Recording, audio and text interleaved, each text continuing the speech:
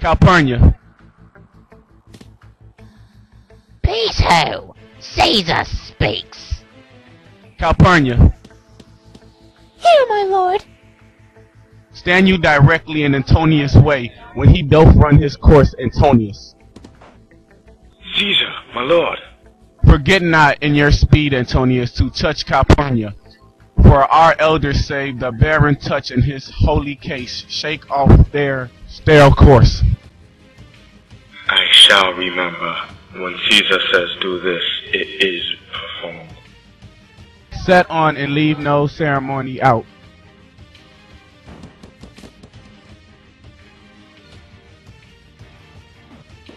Caesar! Ha! Who coughs? Bid every noise, be still. Peace yet again. Who is it in the press that calls on me? I hear a tongue shittered at all the music. Cry Caesar, speak Caesar, is turned to hear. Beware the Ides of March. What man is that? A soothsayer bids you beware the Ides of March. Set him before me, let me see his face. Fellow, come from the throng. Look upon Caesar. What sayest thou to me now? Speak once again. Beware the Ides of March. He is a dreamer, let us leave him.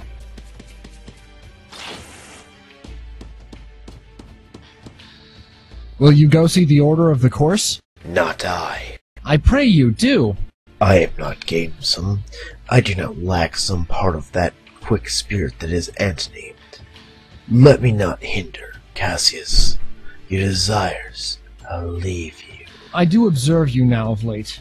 I have not from your eyes that gentleness and show of love as I wont to have. You bear too stubborn and too strange a hand over your friend that loves you. Cassius, be not deceived.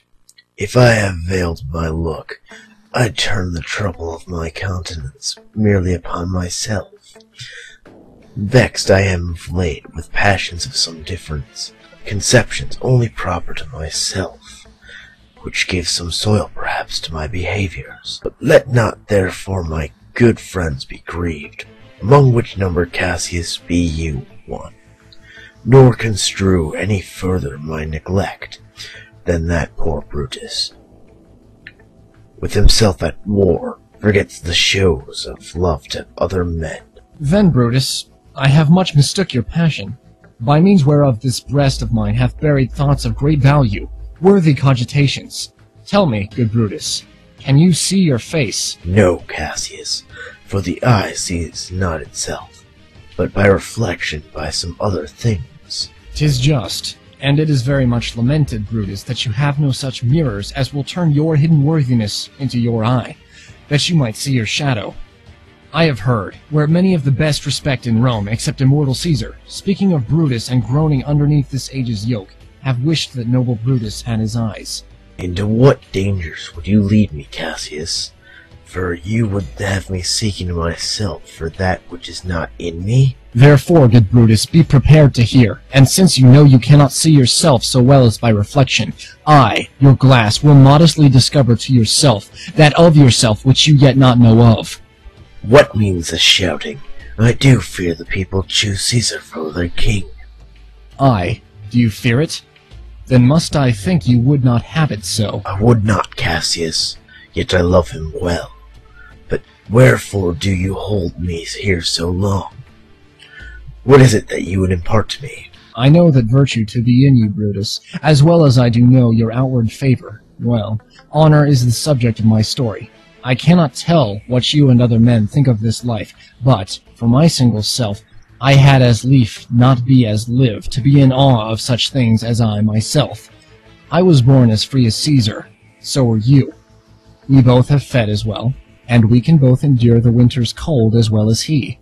For once, upon a raw and gusty day, the troubled Tiber chafing with her shores, Caesar said to me, "Darest thou, Cassius, now leap in with me into this angry flood, and swim to yonder point?" Upon the word, accoutred as I was, I plunged in and bade him follow. So indeed he did. The torrent roared, and we did buffet it with lusty sinews, throwing it aside and stemming it with hearts of controversy. But ere we could arrive at the point proposed, Caesar cried, "Help me, Cassius, or I sink!"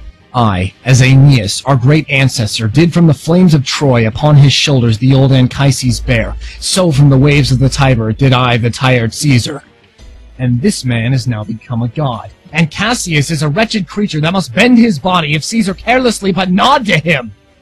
He had a fever when he was in Spain, and when the fit was on him, I did mark how he did shake. 'Tis true, this god did shake, his coward lips did from their colour fly, and that same eye, whose bend doth awe the world, did lose his lustre. I did hear him groan, I, and that tongue of his that bade the Romans mark him and write his speeches in their books. Alas, it cried, "Give me some drink, Titinius," as a sick girl. Ye gods, it doth amaze me that a man of such feeble temper should get the start of the majestic world, and should bear the palm alone. Another general shout. I do believe that these applause are for some new honors that are heaped upon Caesar. Why, man, he doth bestride the narrow world like a colossus, and we petty men walk under his huge legs and peep about to find ourselves dishonorable graves. Men at some times are masters of their fates. The fault, dear Brutus, is not in our stars, but in ourselves that we are underlings. Brutus and Caesar. What should be in that Caesar? Why should that name be sounded more than yours? Write them together. Yours is as fair a name. Sound them. It doth become the mouth as well. That you do love me. I am not jealous. What would you work me to? I have some aim. How I have thought of this in of these times, I shall recount hereafter. For this present, I would not, so with love I might entreat you, be any further moved. I am glad that my weak words have struck but this much show of fire from Brutus. The games are done, and Caesar is returning. As they pass by, pluck Casca by the sleeve, and he will, after his sour fashion, tell you what hath proceeded worthy note today.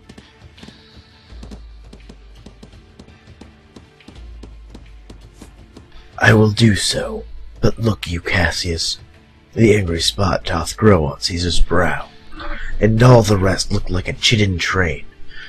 Vernia's cheek is pale, and Cicero looks with such ferret and such fiery eyes, as we have seen him in the Capitol, being crossed in conference by some senators.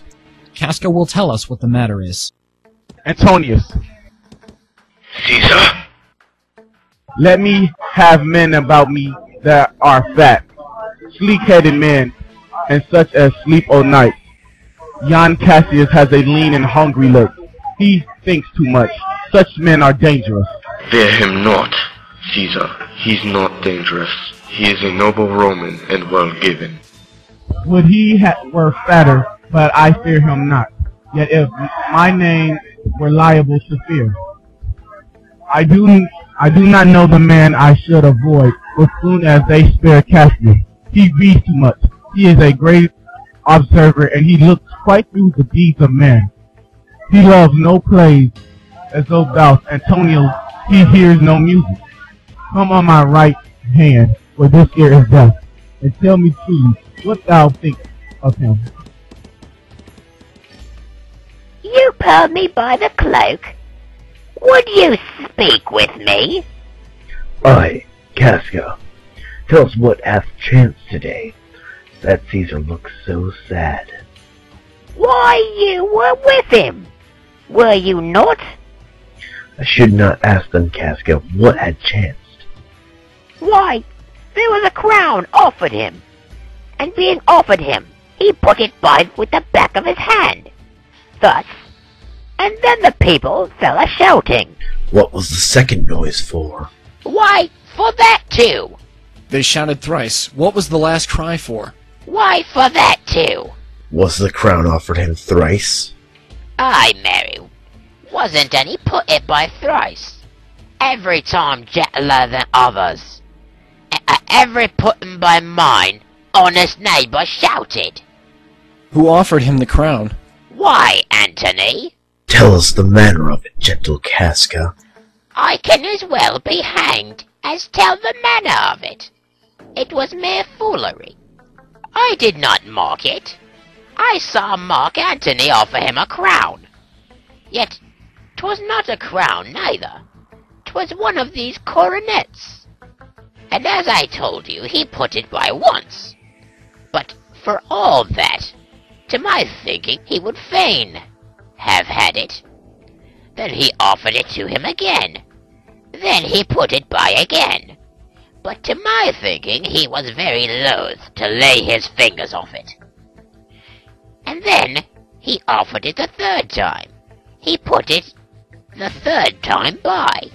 And still as he refused it, the rabblement hooted and clapped their chapped hands and threw up their sweaty nightcaps, and uttered such a sweet deal of stinking breath, because Caesar refused the crown that it had almost choked Caesar. For he swooned it and fell down at it, and for my own part I durst not laugh, for fear of opening my lips and receiving the bad air. But, Soft, I pray you, what did Caesar swound? He fell down in the marketplace and foamed at the mouth, and he was speechless. 'Tis very like he hath the failing sickness. No, Caesar hath it not, but you and I, and honest Casca, we have the falling sickness. I know not what you mean by that, but I am sure Caesar fell down if the tag-rag people did not clap him and hiss him, according as he pleased and displeased them, as they used to do the players in the theatre. I am no true man. What said he when he came unto himself? Marry, before he fell down, when he perceived the common herd, was glad he refused the crown. He plucked me up his doublet and offered them his throat to cut. And I had been a man of many occupations. If I would have taken him at the word, I might go to hell among the rogues. And so he fell. When he came to himself again, he said if he had done or said anything amiss, he desired their worships to think it was his infirmity. 3 or 4 wenches, where I stood, cried, alas, good soul, and forgave him with all their hearts. But there's no need to be taken of them. If Caesar had stabbed their mothers, they would have done no less. And after that, he came, thus sad, away? Aye. Did Cicero say anything? Aye, he spoke Greek. To what effect? Aye, and I tell you that I'll never look you in the face again. But those that understood him smiled at one another and shook their heads. But for my own part, it was Greek to me. I could tell you more news too. Morellus and Flavius, for pulling scarves of Caesar's images, are put to silence. Fare you well. There was more foolery yet, if I could remember it. Will you sup with me tonight, Casca? No, I am promised 4th. Will you dine with me tomorrow? Aye, if I be alive and your mind hold, and your dinner worth the eating. Good, I will expect you. Do so.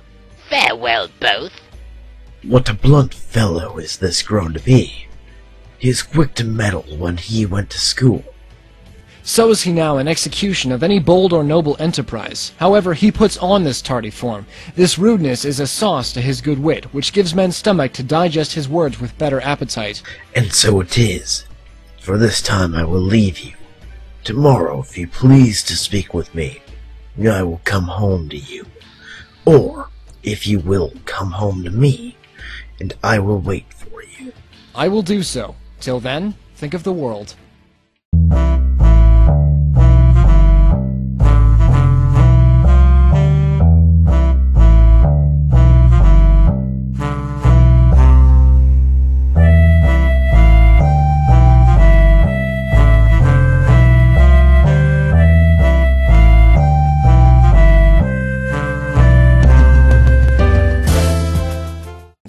Writings, all tending to the great opinion that Rome holds of his name, wherein, obscurely, Caesar's ambitions shall be glanced at.